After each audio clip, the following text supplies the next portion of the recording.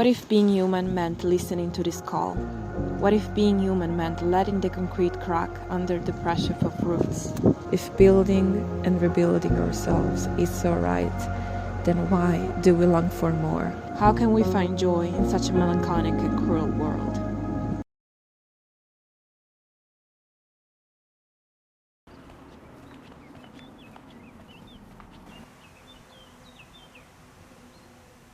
Good morning. I'm about to walk to have breakfast to this new place that I love so much that I discovered like some months ago. It's a stunning day. The sun is out. The nature is finally blossoming. We can actually call it spring, which is crazy and amazing. I brought my book with me and my journal, so I'm gonna see you at the cafe. In the meanwhile, enjoy the nature I'm gonna show you.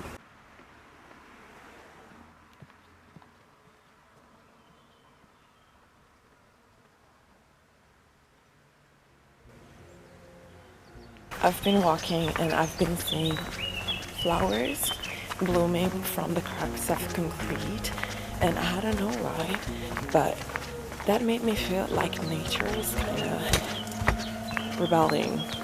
It's like turning on us.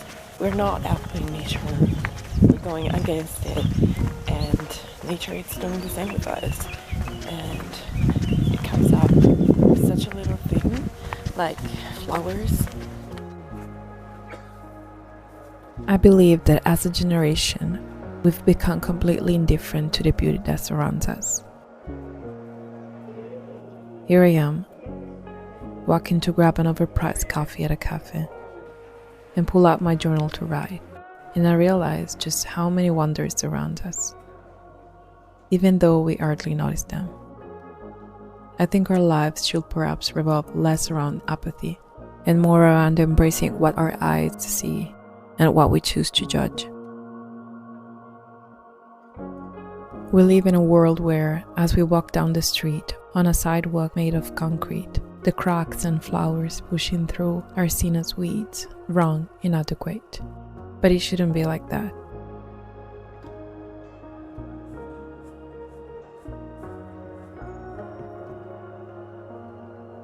We are the ones who build over nature.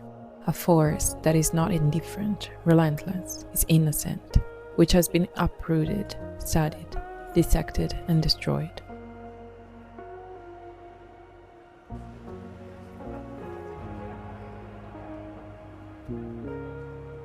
Nature, in its essence, mirrors the true artistic spirit that defines us and allows us to breathe. We worry about building, about constructing ourselves piece by piece. First school, then a diploma, then a degree. A first job we like but doesn't pay the bills. And then a second job that perhaps does, but doesn't make us smile. It drains us, depleting our energy.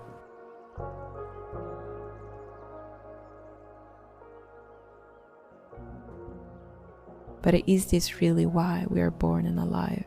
Is this why we pave over and wipe out entire fields, entire villages, countries?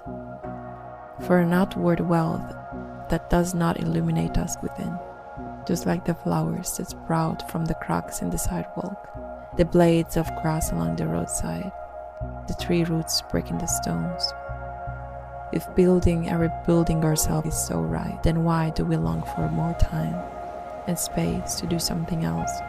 And that something else never means deteriorating our eyesight in front of a computer screen or ruining our posture at a gray, uncomfortable desk.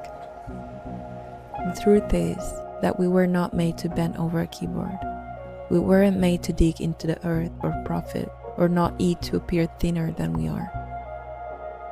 What we are doing is destroying our creativity, draining the energy of our bodies reserved for it, and wasting it on material benefits, uncomfortable, inadequate, just like the social ideas we try to fit into.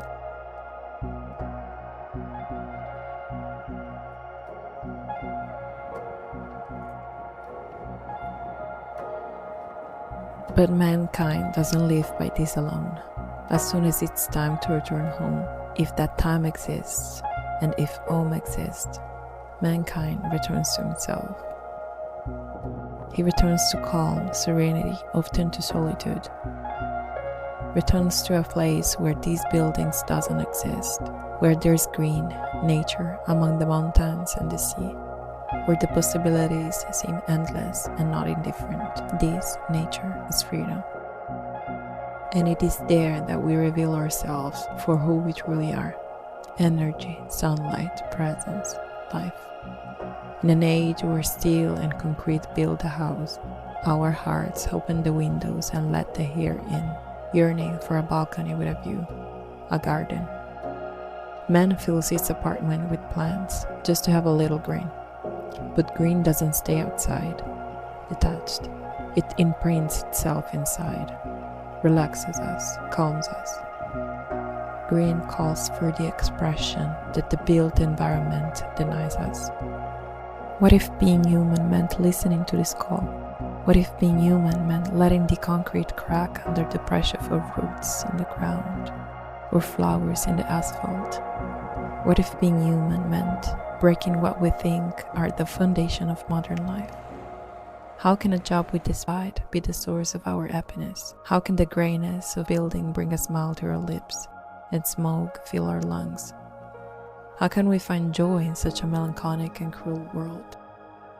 Perhaps the answer lies in leaving the cruelty out of our words, in stopping our indifference. We should seek out those who care, surround ourselves with those who nurture the green they have outside, but most importantly, the green they carry within.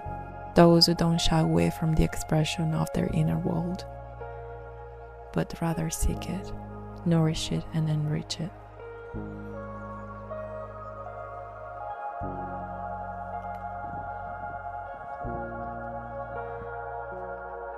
They are the ones who read about the world and get excited, who open their arms to your attempts to plant the seed of your creativity, who follow you in your expressive rebellion and hold your hand when the city air poisons you. But how can we find the space to grow a plant? By letting time flow without chasing it. Society demands constant movement, inhumanly fast, a paradoxical speed that requires an unending sprint toward the impossible. It makes us feel inadequate, unfit. We're not fast enough, not in shape, or not wearing the right shoes. And we see the many around us as shoes just like ours. Worn out, used to keep up. Yet, the finish line never seems to arrive. It only gets farther because those who are running have had the luxury to do so. And they keep running while we are too exhausted to walk. We compare ourselves to those who are born and live at a speed that doesn't belong to us. And we still wonder how it's possible that we don't see them on the horizon. But some things, those who buy to win, are losing along the way. They are missing the ends that hold you up when you're too weak to carry on, or the energy of doing it together. They're missing the tears for the small joys that make us human, and the anger at those buildings blocking the sun at the edge of the water at sunset. But I'm here for those who live to breathe, not to struggle. I'm in the deep breaths before diving into cold water, in those after a hike to the top of a mountain, and in those after a breath-stealing embrace. I'm here for love, in the satisfaction of a painting just completed, whether it's beautiful, terrifying, or ridiculous, as long as it's true, human, felt.